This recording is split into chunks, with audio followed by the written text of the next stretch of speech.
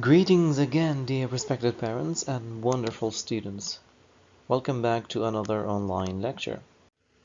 Okay guys, so this again is a video about the workbook, but I think this is gonna be a shorter video than the ones before because I don't think I'll have to uh, read out the exercises and say every single thing, because what I have done is actually write the answers to the questions of the inside the workbook. Alright guys, so just like the last time, I'm warning you not to progress anymore in the video. So progressing, by the way, just means moving forward, okay? So don't progress anymore unless you have done your exercise, okay? But if you have done it, then you can continue and progress.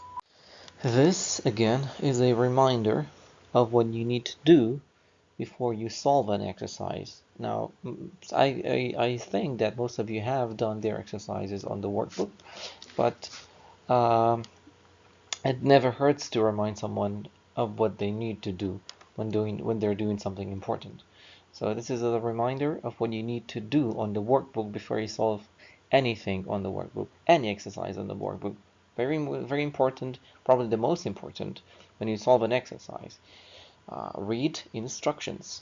Once you read the instructions, it makes answering the questions of a lot easier. A lot easier. So guys, what you see now is the very first exercise from chapter 10.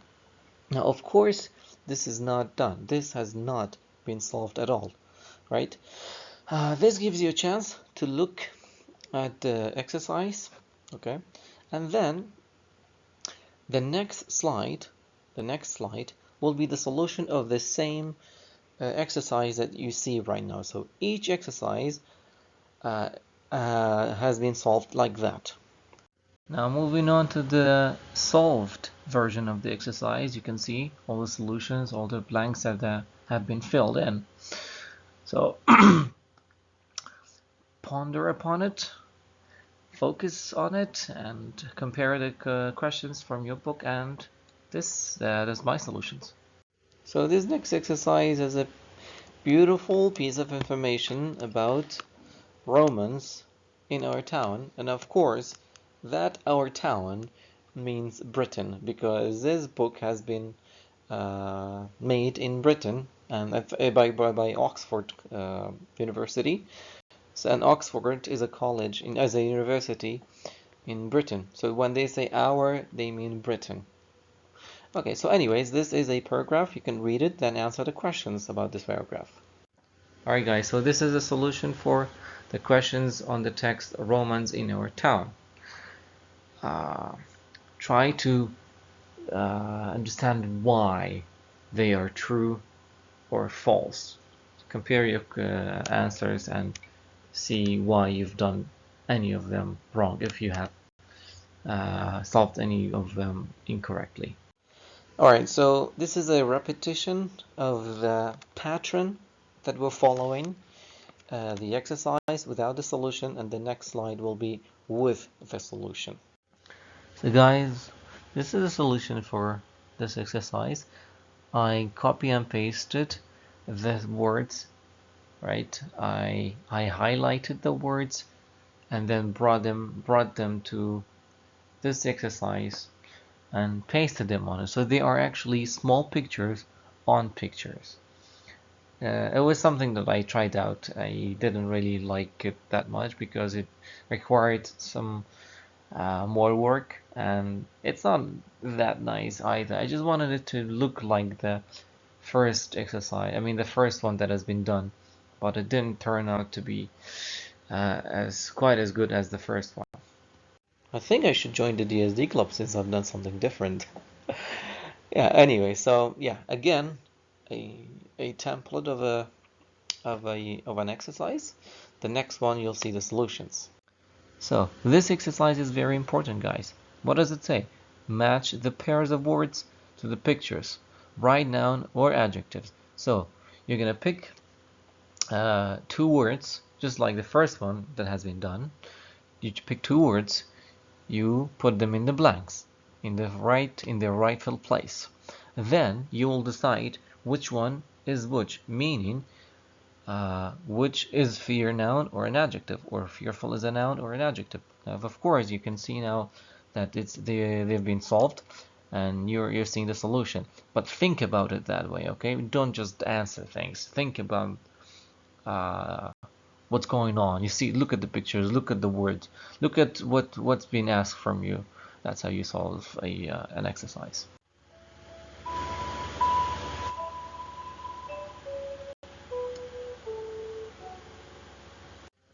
Alright guys, so this is a solution for the same exercise that you saw in the previous slide.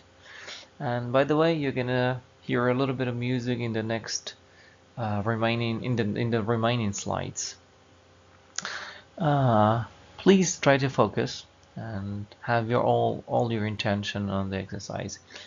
And one thing I would suggest is please don't do the exercises for doing them. Okay? There is no meaning in doing them if you don't focus, or if you don't do them to learn from them. Do them, try to learn from them, okay? Even if you have solved an exercise, go back to it and then try to look at your own solutions, okay? See if you've done it wrong, see if you've done it right, or when you find out from my videos that you've done it right, try to understand even more, try to dig deeper of why they are the way they are. Okay, let's see now what we have here. Match the pictures and sentences. Look at the pictures carefully. Look at the pictures very carefully. Then decide which letter fits in which of the blanks or boxes down in the questions.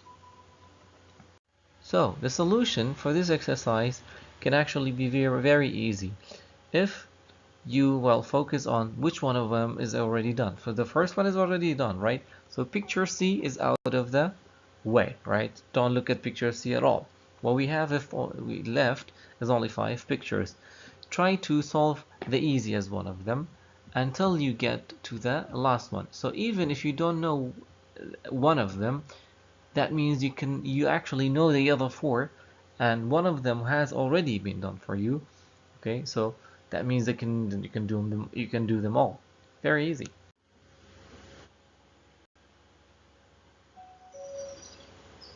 Alright guys, so this is an exercise about indefinite pronouns, right? Indefinite pronouns.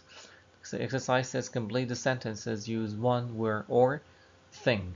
One means person, where means place, thing speaks for itself. It just means thing, whatever that thing is. Okay. And down below there is the reminder. I mean, the book says remember. In questions and negative sentences we use any instead of some. So we have 3 sentences down below. It says the first one says there's someone at home. That's an affirmative sentence. It's not negative, it's not a question.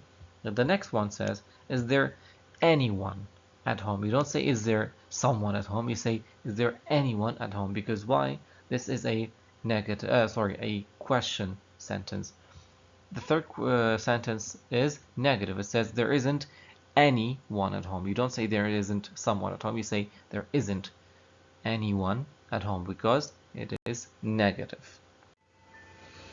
Take a deep breath, pause the video, maybe walk around, do some stretching, then come back to the video. So we have a conversation here, and we have the indefinite pronouns: someone, something, everything, nothing, anything, something, everywhere. And that anything, if you notice, is actually repeated. Okay, so the way you solve the exercise is pretty clear. This is a very grammatical point. I think based on Mr. Shingar's explanation, you should be very well informed of how to actually answer these questions.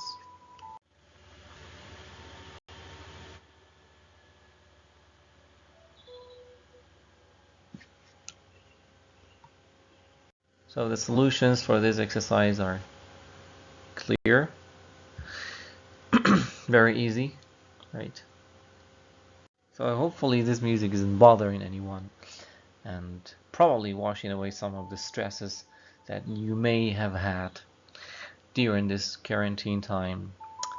Yeah, I find it very, very relaxing, to be honest. That's why I put it on instead of me saying anything about the exercise, because it's very clear.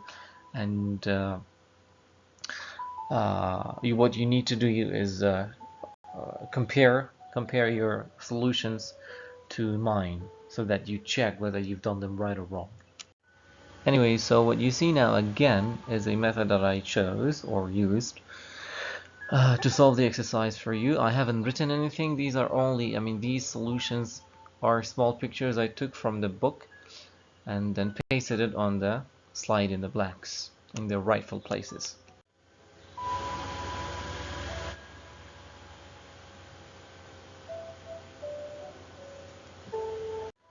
So again, this is an other exercise for you to test your abilities on creating question tags. Alright, so the more you solve these questions, the better you will become at them. So please keep practicing. So guys, I wouldn't blame you if maybe a lot of you have made mistakes in this exercise. The texts are clear, but the pictures are not that clear. Well, number B is actually very, very clear, but C or D is already done, so you don't really have to worry about that.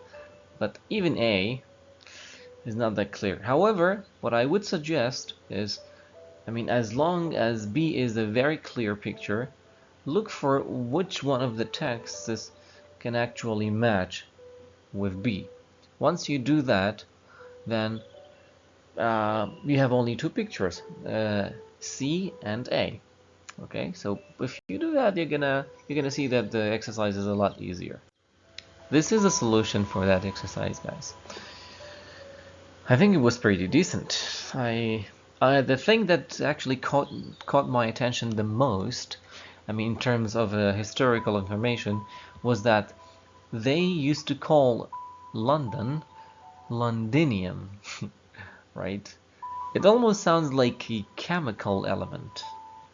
That's awkward. Anyways, so this exercise says read again and answer the questions. Read again, but read what again? The 4 pieces of information that we had about the Roman Empire. You read the questions very carefully, then you answer the questions. So guys, you can see the answers for this question. Please note that if you have a different answer but a correct answer, that's quite alright, okay? Because, for example, look at number 3. It says, where did rich Romans live? I wrote they lived. So instead of saying rich Romans lived in big houses or beautiful palaces, I just wrote they as a pronoun for rich Romans. That's the only difference. You can have a difference like that in your answers compared to mine. Okay, so don't worry about that when it comes to your path. This says words in context. Match the words to the definitions. You have a box of words, then blanks, then the definitions of the words that are in the box. This is the solution of them. Let's move on to the next exercise. It says complete the sentences with the words from page 82. In your book, that 82 is 88. My PDF file is just a different version of the book. So in your book, that 82 is 88. Okay, that's the only thing that you need to know. You needed to know. Don't let that number confuse you. And this is the solution of that exercise. Has any of you learned how to speak some Russian? No? Yes?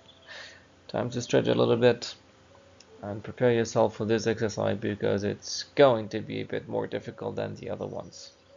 So the solution, I'll read it out to you. A trip to Hadrian's Wall. My class went on a trip to Hadrian's Wall. It actually may be Hadrian's. I'm not sure. Names can differ. The pronunciations of names can very well differ from one place to another, or the way the people themselves pronounce it. It's not really dependent on the spelling. So let's move on.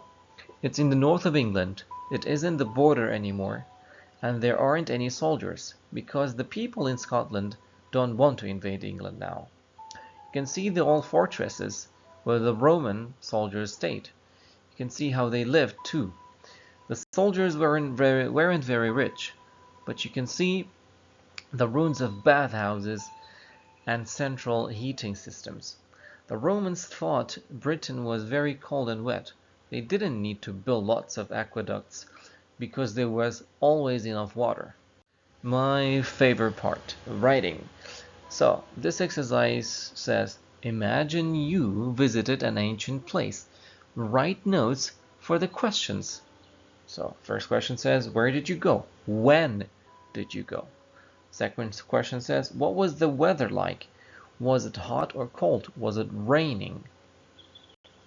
So if you have not visited any ancient place in the world, you can imagine yourself being in any of those places. Like you have pictures here, you can look up ancient places on YouTube and imagine yourself being there and then answering these questions.